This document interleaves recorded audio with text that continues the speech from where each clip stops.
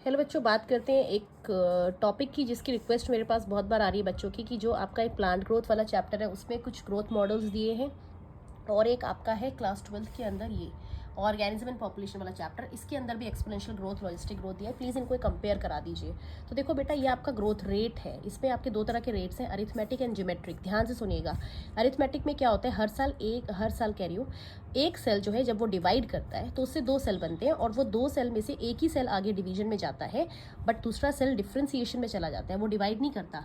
तो इसीलिए यहाँ पर हर बार एक एक सेल बढ़ेगा। तो एक से दो, दो से तीन, तीन से चार, ऐसे बनता है। ठीक है। और इस तरह का पैटर्न ये साथ साथ देखते जाइए, ये आपका पूरा दिखा रखा है। इस तरह का जो पैटर्न है आपको कांस्टेंट वाला, ये आपको कहाँ पर मिलता है, यहाँ पर बुक पे लिखा हुआ है। ये आपको मिलेगा roots growing at constant, roots की इलोंगेशन हो रही है कांस्टेंट रेट पे। ये किसका एग्जांपल है, अरिथमेटिक का। दूसरा जो है वो ज्योमेट्रिक, उसमें क्या होता है, एक सेल से दो बने, वो दोनों आगे फर्दर डिवाइड कर रहे हैं, चार बना रहे हैं, वो चारों आगे फर्दर डिवाइड करके आठ बना रहे हैं, 8 से 16 बना रहे हैं, सब कुछ। और ये जाइगोट का डिवीजन दिखा रखा है कि भाई जाइगोट भी ऐसे ही डिवाइड करती है, दो से बने। जाइगोट एक सिंगल सेल है, पहले दो बनाता है, दो से चार बनाता है, फिर 16 8 बनते हैं, फिर 16 बनते हैं, ऐसे करके मल्टीपल। तो स्टार्टिंग में तो कैसा होता है, ज्योमेट्रिक, बट आगे जाने के बाद कुछ सेल्स डिवाइड करते रहते हैं और कुछ सेल्स डिफ्रेंसिएशन में चले जाते हैं, तो लेटर ऑन कैसा बन जाता है, अरिथमेटिक। तो अर्ली जो जाइगोट का डेवलपमेंट है into embryo, that is geometric, but later on it becomes arithmetic. ठीक है ना, क्योंकि कुछ काम भी तो करेंगे ना। तो ये अरिथमेटिक फेज है, ये ज्योमेट्रिक फेज है। सॉरी। तो अरिथमेटिक का एग्जाम्पल है, ये वाली लाइन देखना, root elongation at constant rate, एक एक सेल बढ़ के, वो अरिथमेटिक का एग्जाम्पल है। और ज्योमेट्रिक का एग्जाम्पल प्लांट्स में दिखा रखा है या बैक्टीरिया में दिखा रखा है, सिग्मोइड कर्व आता है, और इसमें कौन सा कर्व आता है, लीनियर कर्व आता है। ठीक है, इसको पढ़ लेना। और ये सारे इनके फॉर्मूलेज देख के जाना, वो लेंथ के फॉर्म में है, ये वेट के फॉर्म में है, कि वेट बढ़ेगा, मास बढ़ेगा। तो यहाँ पर स्टार्टिंग में तो प्लांट अपने आप को एडजस्ट करता है, बैक्टीरिया अपने आप को एडजस्ट करता है, वेरी स्लो ग्रोथ होती है, फिर एकदम से ग्रोथ बढ़ती है, और फिर एकदम से जब न्यूट्रिएंट्स खत्म हो जाते हैं, तो मीडिया खत्म हो जाता है, तो स्टेशनरी आ जाता है। ठीक है। तो ये आपको बता रखा है अरिथमेटिक और ज्योमेट्रिक प्लांट ग्रोथ वाले चैप्टर में। इनके देखो फॉर्मूलेज तो आपको पढ़ के जाने पड़ेंगे बेटा, बट बेसिक यही डिफरेंस है। अरिथमेटिक में हर बार एक एक सेल करके बढ़ता है, 1 से 2 बने, 2 से 3 बने, 4 बने, 5 बने, क्योंकि एक सेल ही डिवाइड कर रहा है, दूसरा डिफ्रेंसिएशन में चला गया। ज्योमेट्रिक के अंदर हर एक सेल डिवाइड कर रहा है, तो 2 से 4, 1 से 2 बना, 2 से 4, 8, 16, 32, ऐसे करके बनेंगे।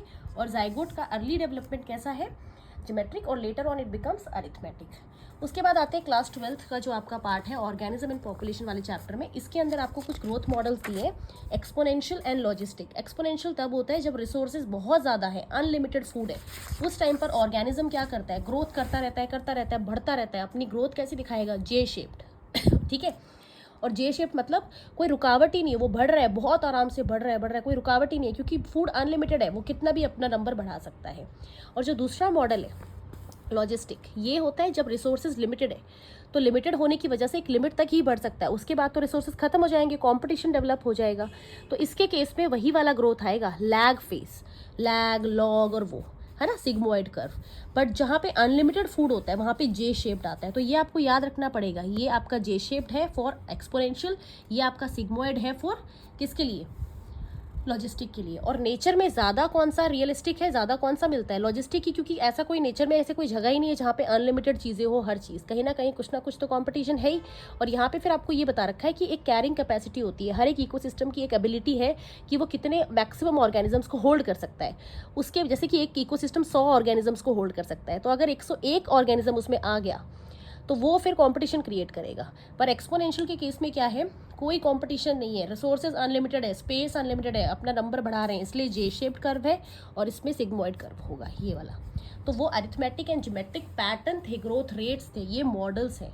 ठीक है, उनके फॉर्मूलेज आपको याद रखने पड़ेंगे, कर्व्स का शेप याद रखना पड़ेगा। वहाँ पे लीनियर था अरिथमेटिक का, ज्योमेट्रिक का सिग्मोइड था, यहाँ पे एक्सपोनेंशियल का जे शेप्ड है, और लॉजिस्टिक का कैसा है, sigmoid. And more realistic one is logistic one. ठीक है, आई होप आपको ये टॉपिक क्लियर हो गया होगा। और किसी टॉपिक में आपको डाउट है, आपको समझना है, आप मुझे कमेंट करके बता सकते हैं। Thank you so much.